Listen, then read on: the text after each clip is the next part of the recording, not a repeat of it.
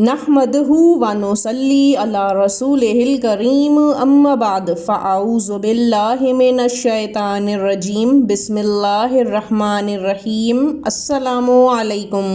تعویذ لٹکانا یا پہننا جائز ہے یا ناجائز؟ کچھ لوگ تعویذ لکھنے، پہننے، لٹکانے کو جائز قرار دیتے ہیں، جن میں احناف کے علماء شامل ہیں، جبکہ کچھ لوگ اسے ناجائز کہتے ہیں، جن میں اہل حدیث کے علماء شامل ہیں، جو کہ حدیث کا سہارا لیتے ہوئے تعویذ کو ناجائز قرار دیتے ہیں۔ کیا کوئی ایسی صورتیں ہیں جن میں تعویذ گنڈا جائز ہو جاتا ہے؟ سب سے پہلے تو یہ معاملہ کہ اہل حدیث علماء جس حدیث سے دلیل لیتے ہیں کہ تعویذ لٹکانا شرک ہے، اسی حدیث میں رقیہ کو شرک کہا گیا ہے۔ رقیہ سے مراد دم درود کرنا ہے، لیکن احناف کے نزدیک رقیہ یعنی دم کرنا بھی جائز ہے۔ اصل میں شرکیہ تعویذ کو لٹکانا ناجائز ہے۔ شرکیہ تعویذ وہ ہوتا ہے جس میں غیر اللہ سے مدد مانگی جائے، شیطانی قوتوں، جادو ٹونے اور جنات کا سہارا لیا جائے،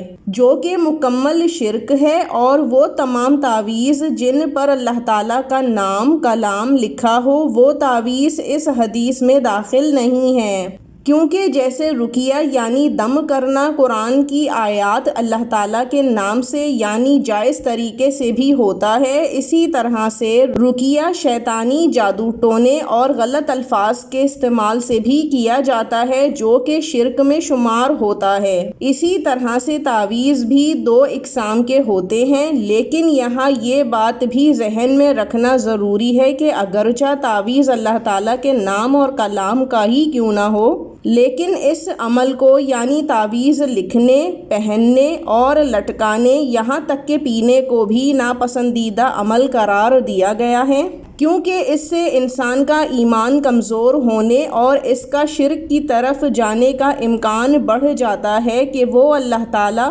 نماز، قرآن سے دور ہو کر ان ذرائع پر یقین پختہ کرنے لگتا ہے۔ حضور پاک صلی اللہ علیہ وآلہ وسلم کی ایک حدیث ہے کہ میری امت کے 70,000 لوگ ایسے ہوں گے جو بنا کسی سوال و جواب کے جنت میں داخل ہوں گے، جو کہ تعویذ اور رقیہ سے بچتے ہوں گے۔ یہاں پر کچھ علماء کہتے ہیں کہ وہ جائز تعویذ اور رقیہ سے بھی بچتے ہوں، جبکہ کچھ کا کہنا مختلف ہے، لیکن بہتر عمل یہی ہے کہ نماز قائم کی جائے، قرآن پڑھا جائے اور اللہ تعالیٰ سے دعا کی جائے۔ یہی وہ طریقہ ہے جو شریعت میں پسندیدہ بھی ہے اور انسان کو اللہ تعالیٰ کے قریب بھی لے جاتا ہے، اور اگر بہت حاجت ہو تو قرآن میں دی گئی یا پھر احادیث مبارکہ سے ثابت شدہ دعائیں پڑھا کریں، جو کہ رد بلا ثابت ہیں۔ بہرحال ایسی کوئی خاص صورت نہیں کہ جس میں تعویذ جائز ہو، سوائے اس کے اگر کسی دوسرے انسان کا شرک کی طرف جانے کا خطرہ ہو، تو اس صورت میں اللہ تعالیٰ کے نام اور کلام کا تعویذ،